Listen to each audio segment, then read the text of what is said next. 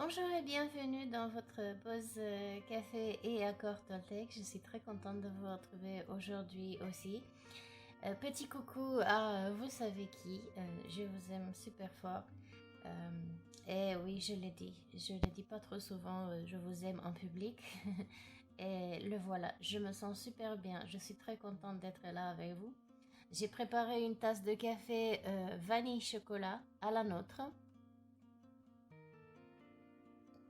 Prenez-vous aussi une boisson de votre choix ou tout simplement juste une petite pause pour se ressourcer ensemble et voir comment à travers ce support que nous avons choisi, donc les 4 accords Toltec, philosophie de vie amérindienne, regroupés dans un livret par Don Miguel Ruiz, lui-même descendant d'une grande lignée de chamans et médecin. C'est pas juste un descendant d'une grande lignée de chamans. Et il combine donc médecine traditionnelle occidentale et sagesse de vie ancestrale.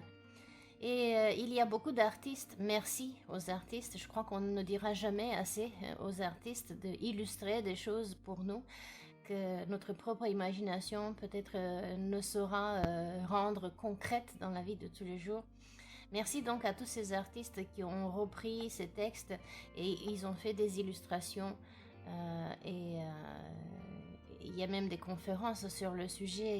Il y a énormément de discussions, n'est-ce pas, de possibilités d'utilisation de ces accords dans la vie de tous les jours.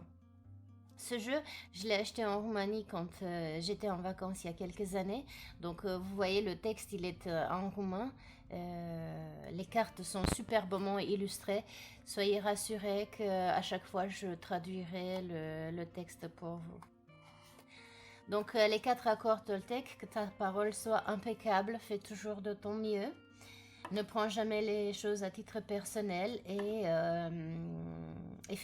qu'est-ce qu'il y a d'autre? Tiens, c'est bizarre ça. C'est peut-être celui-là qui devra travailler.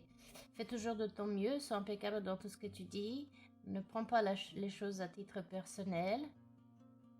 Et voilà, ne fais pas de suppositions inutiles. Waouh. Ne fais pas de suppositions inutiles. Je vois bien pourquoi il vient celui-là. J'ai eu une discussion hier soir sur le sujet. Vous voyez tout ce paquet de cartes? Ça fait 30 cartes. Ça fait 30 jours, mes amis, que nous passons ensemble en essayant d'améliorer notre vie un petit peu chaque fois avec une réflexion sur l'un des 4 accords, comment on peut faire pour améliorer notre communication, pour changer nos comportements addictifs ou toxiques. Comment cesser d'attendre la validation auprès de nos pairs et commencer à chercher la validation de nous-mêmes, à nous rendre plus sereins, plus droits dans nos bottes, puisque connaissance de ça dit grand pouvoir. Et attention aussi, je dis tout le temps, avec grand pouvoir vient grande responsabilité. Et responsabilité commence par prendre responsabilité de ses propres actes et paroles. Ainsi, tout est impeccable et évidemment, toutes les émotions négatives, gênantes, dérangeantes disparaissent dans le temps avec la pratique. Plus on pratique, évidemment, plus on maîtrise ces aspects de nous-mêmes. C'est comme le vélo, c'est aussi simple. Plus on fait du vélo, plus on le fait de façon élégante, sans les mains, non pas sans les dents comme les gamins. Mais voilà, 30 jours, ça veut dire que plus que 10 jours, et ça en fera 40. Oui, je suis forte en maths, jusqu'à ce niveau-là, ça va, j'assure. Mais ça veut dire que 40 jours, des 40 jours connus, dont 21 jours pour se libérer d'un comportement ancien et 19 jours pour en installer un nouveau. Et à partir de ces 40 jours, nous serions encore plus maîtres de notre vie. On aura amélioré du mieux qu'on aura pu. On se serait perfectionner dans l'art de maîtriser notre communication, nos comportements, nos pensées, nos émotions. Et je ferai un tirage bonus pour célébrer nos 40 jours. Comme une initiation. Pour l'instant, nous sommes des apprentis. Voyons quel accord pourra nous aider aujourd'hui aussi pour atteindre ces 40 jours et à l'infini et au-delà. Comme disait, j'ai toujours pas trouvé le nom du film. C'est pas Toys R Us, mais c'est un truc avec les jouets. Il y avait Buzz l'éclair dedans. Et c'est lui qui disait à l'infini au-delà. Puisqu'il croyait vraiment à qui il était. Allons voir nous aussi qu'est-ce que l'on peut travailler aujourd'hui. J'espère que vous avez passé une très très bonne nuit. C'est extraordinaire. Cette carte, elle était sur le dessus. Je voulais la prendre. J'étais impressionnée par elle. Et puis finalement, elle est venue. Oui, j'espère que vous avez passé une très bonne nuit, que vous avez pu vous reposer, que vous avez fait des beaux et grands rêves, que vous avez commencé votre journée de bonne heure, et que tout va comme vous le voulez. Et si tel n'est pas le cas, alors je vous propose que c'est pendant ces 15-20 minutes que l'on passera ensemble, on augmente nos énergies et notre morale les uns les autres. Qu'est-ce qu'il dit cet accord? Fais toujours de ton mieux. Abandonne et détache-toi du passé. Est-ce que ce n'est pas extraordinaire? Tous ces symboles autour, on va en parler tout à l'heure. Je vois déjà des idées, comme ça, comme des... comment on appelle des hints? Comme des indices. Qu'est-ce qu'il dit notre message complémentaire? Si la vie t'a privé de quelque chose, renonce de te cramponner à cette chose respective. Lorsque tu abandonnes et tu te détaches du passé, tu t'accordes la permission d'être pleinement vivant dans le moment présent. Le détachement du passé te permet de te réjouir de ton rêve que tu expérimentes maintenant. Je dis te réjouir parce que le mot ici, c'était beaucoup. C'est se contenter, mais dans le sens d'être content, d'apprécier. Seulement se contenter en français peut être interprété de différentes façons, dont celui de accepter qu'il n'y a que ça. Alors que ici c'est dans le sens de se réjouir, d'être vraiment heureux pour vivre le rêve. Quand on dit rêve, c'est donc la vie, c'est tout ce que comporte la vie d'aujourd'hui. Alors, quoi sur les images que je viens de voir? Bien sûr, la tête de ce personnage, à mon sens, c'est un homme, c'est en fait la symbolique de Shiva, un des dieux de la trinité hindoue. Donc Shiva, Brahma et Vishnu, qui chacun représente dans la trinité la destruction, la construction et le maintien des choses en l'état du cosmos, de la création. Création avec majuscule. Donc Shiva, lui, c'est le destructeur. Et on voit ici aussi le symbole donc du serpent qui se mord la tête. Non, pas la tête, la queue. Il se mord la queue. On va cesser, nous, justement, de se mordre la tête.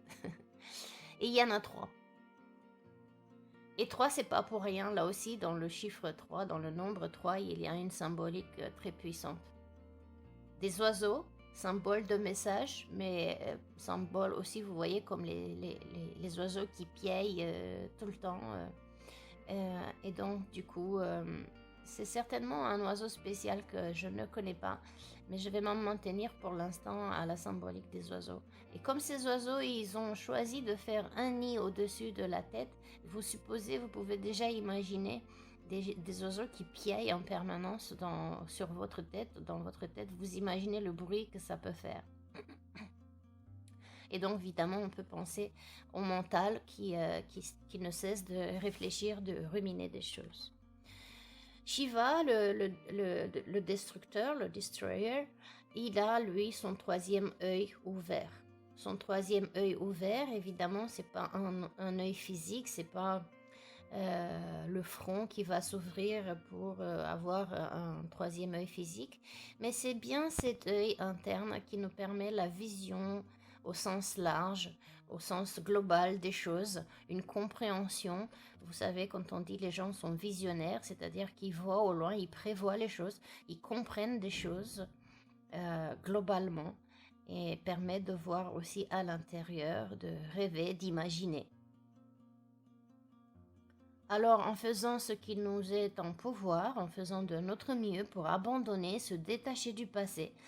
Quand on dit abandonner, ça ne veut pas dire ne plus aimer les choses, ne plus leur donner de l'importance, mais bien couper ce lien émotionnel, arrêter de tourner en rond comme le serpent le fait, tout en ce serpent-là qui se mord la queue, qui est cercle en fait de perpétuité, en fait, c'est à l'infini que ce cirque dure. Je l'appelle cirque juste à cause du mental, en fait. Mais ce sont des cycles qui continuent. Tant que vous ne les cassez pas, ils vont continuer. Donc pour les casser, il va falloir se donner le courage, faire de son mieux pour abandonner les choses qui étaient tellement importantes pour nous, auxquelles on se cramponnait, soit-elles des personnes, des relations, des situations dans la vie, des objets, mais que l'on n'a pas aujourd'hui ou qui nous ont fait du mal ou que nous sommes frustrés de ne pas les avoir, de ne pas avoir réussi. Et à cause de cette frustration et à cause de ce manège en boucle comme ça, eh bien, on ne peut pas se permettre d'être heureux, d'être content dans le moment présent et de vivre pleinement ce que la vie nous apporte en ce moment même. Pourquoi Shiva? Parce que Shiva, lui, en tant que destructeur, eh bien, nous aiderait à casser tout ce qui ne fonctionne pas. Vous voyez, par exemple, quand les gens achètent des maisons, et disons que vous achetez une maison ancienne, voire très très vieille.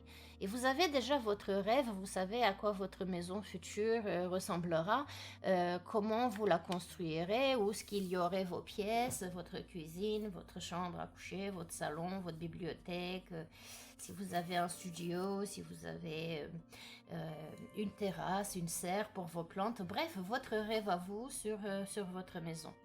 Eh bien, si vous achetez une vieille maison qui est délabrée, dont les fondations ne sont pas saines et qui risque de mettre en danger votre future maison, ça vous passerait peut-être pas par la tête de construire par-dessus. D'abord, il faut raser l'ancien bâtiment instable et délabré, et ensuite construire des fondations solides et créer donc la maison de vos rêves. Mais d'abord, il faut faire table rase du passé.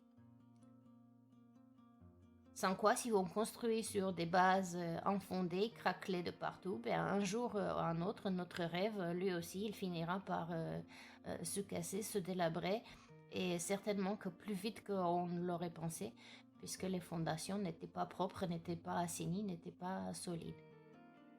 Donc apprendre à laisser le passé dans le passé, pour ceux qui croient, qui sont chrétiens, mais pas uniquement, parce que c'est pas une question juste pour les chrétiens, ça c'est une sagesse ancestrale. Il faut laisser les morts avec les morts.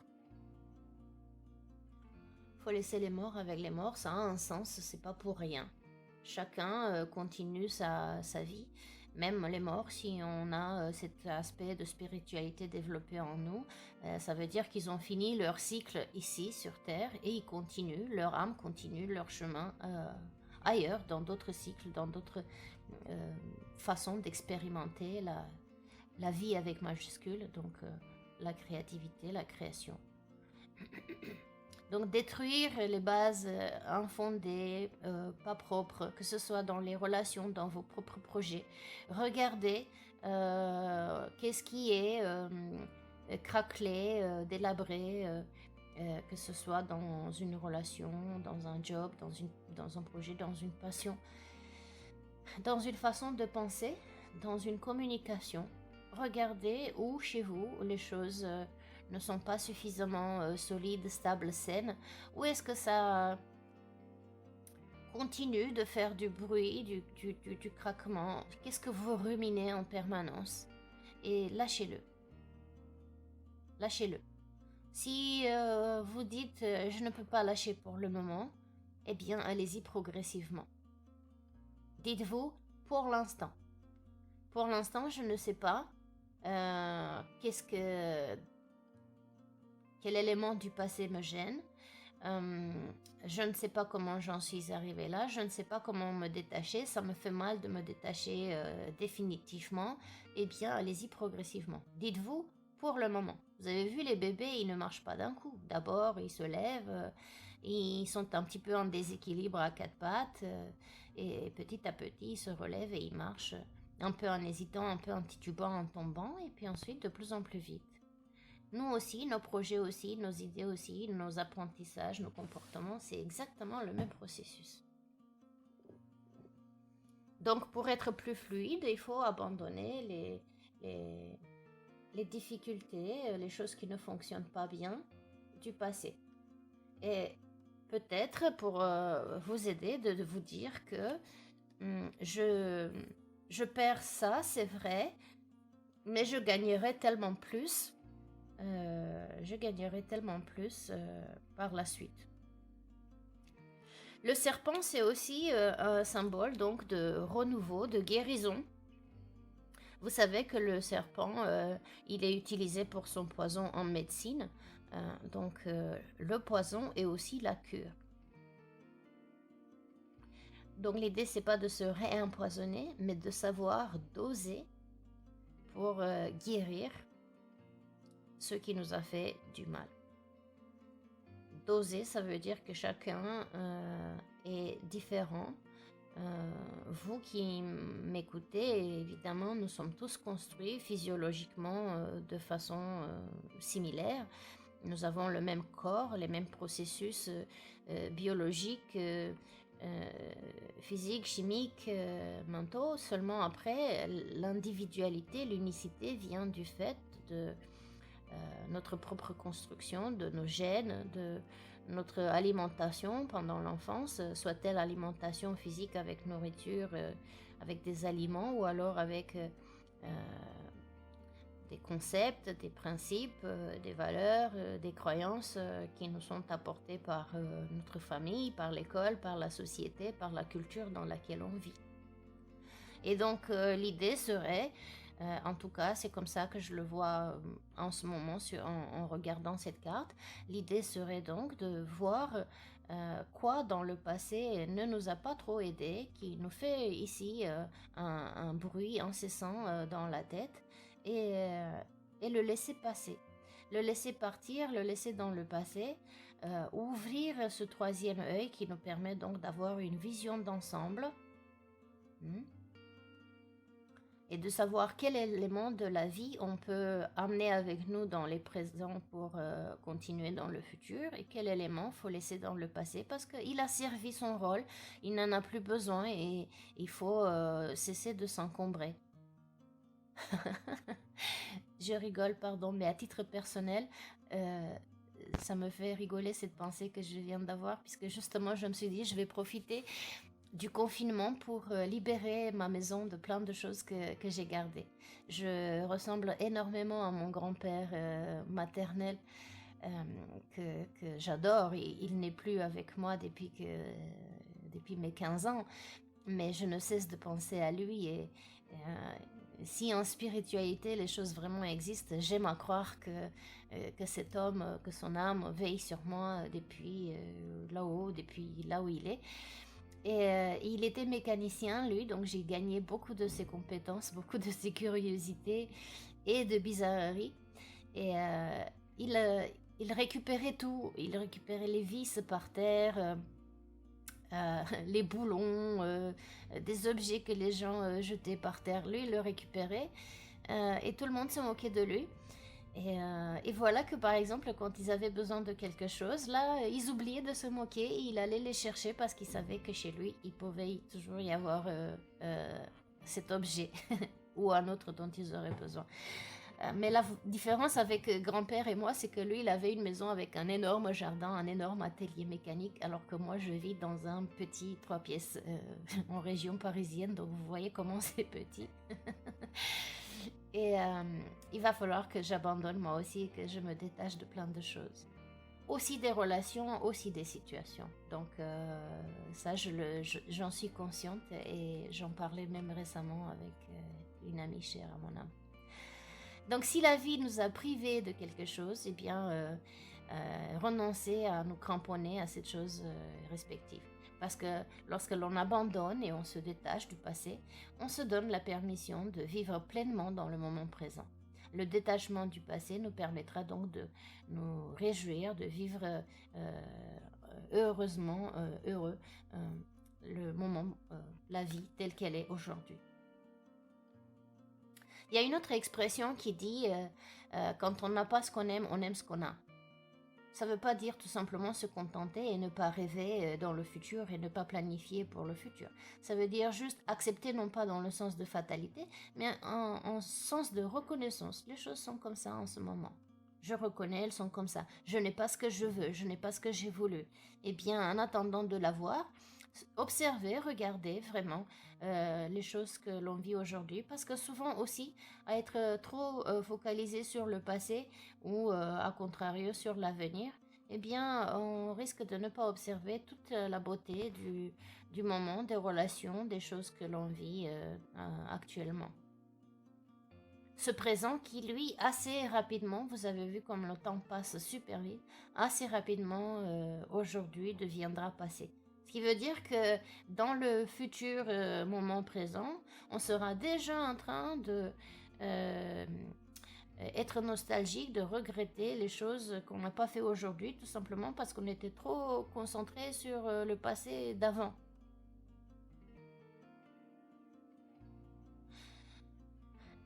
Voilà. Faisons tout ce qui est en notre pouvoir pour abandonner et nous détacher du passé.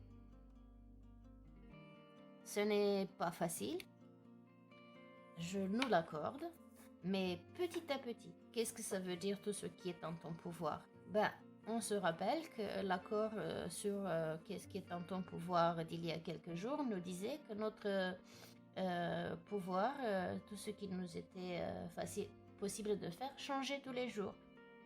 Et non seulement qu'il changeait tous les jours, mais d'un moment à l'autre d'une journée, on pouvait faire plus ou moins de choses. Et si vous vous réveillez bien en forme le matin, c'est sûr que vous pouvez faire plus de choses que le soir quand vous êtes fatigué. À l'inverse, si vous êtes affaibli par une maladie ou par trop de travail que vous aurez donné la veille, il est logique aussi que votre capacité s'en trouve réduite. Et si à contrario, ma foi, vous avez mangé du lion, parce que vous êtes porté par un rêve, parce que vous êtes amoureux, oh, qu'est-ce que c'est chouette quand on est amoureux, on a une énergie extraordinaire. Moi, je trouve qu'on devrait être amoureux tous les jours. Donc, quand vous êtes dans cet état d'esprit, vous avez vu combien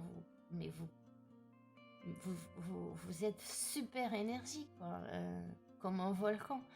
Donc, puisque l'on sait que les émotions, nous le créons nous-mêmes, à travers les pensées, les opinions, les croyances que l'on se fait, vous avez vu, il suffit qu'on décide que telle ou telle chose est belle et on se sent bien. Et il suffit qu'on décide que telle ou telle chose ou personne nous déplaît, ou situation nous déplaît, et allez hop, on commence à se sentir mal. Donc quand on fait cette observation-là, l'utiliser et faire tout ce qui est dans notre pouvoir pour que l'on change petit à petit. Les émotions sont en nous. Nous sommes une fabrique à émotions. Et en fonction des émotions, évidemment, ensuite on va prendre une attitude, on va faire quelque chose ou pas. Tant qu'à faire, soyons passionnés et faisons des choses qui nous plaisent et qui nous servent, qui nous aident, nous et les autres autour de nous. Alors, beaucoup de couleurs. Les cheveux de Shiva sont plutôt violets. Je ne sais pas si vous les voyez à l'écran. Plutôt violet pourpre, donc signe aussi de la couronne, euh, euh, du chakra couronne. Donc, l'union avec le delà. Les oiseaux aussi sont donc signe de l'esprit, messager de l'esprit. Donc, peut-être que vous aurez des intuitions, des idées qui vous viennent. Avez-vous peut-être des mentors ou des guides spirituels qui vous aideraient à abandonner, à vous détacher du passé?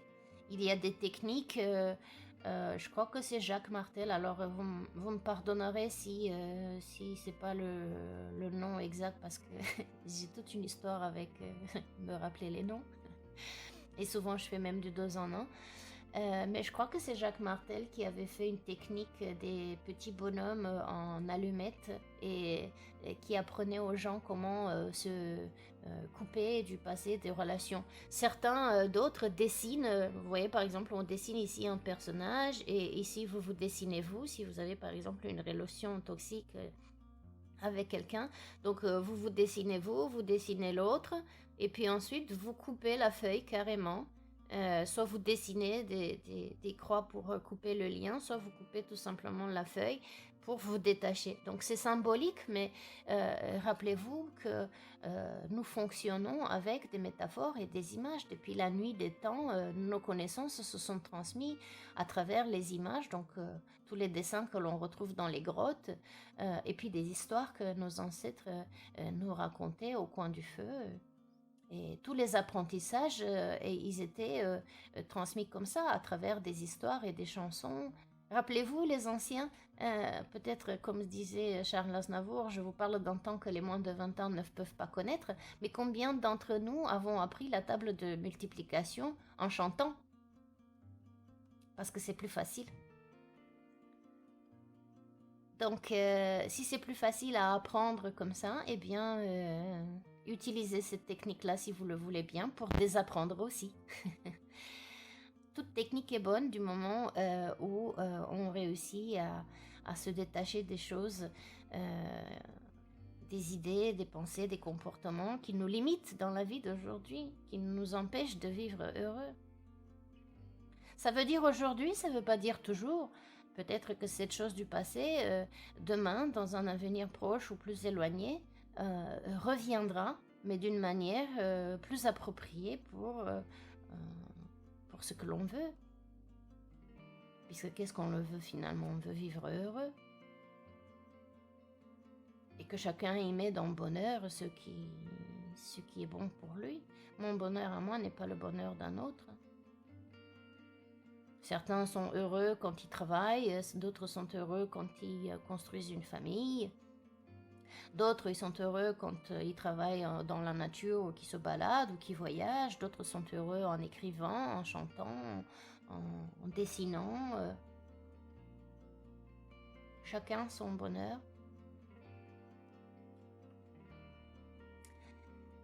Wow, 28 minutes 30, ça, c'est la plus longue réflexion, mais elle est tellement belle. Je vais finir juste par la symbolique de la couleur, puisqu'il y a beaucoup de jaune et de orange aussi autour de Shiva. Et jaune et orange, évidemment, ça nous fait penser aussi aux relations, donc le chakra sacral, le deuxième chakra. Relations... sensations, émotions aussi pour le jaune, orange, donc le chakra plexus solaire, le troisième chakra de la créativité, le mental, l'intellect. Donc, voyez comment vous pouvez utiliser vos qualités relationnelles, votre intellect, votre créativité, pour utiliser ces qualités, justement, au service de abandonner et vous détacher du passé.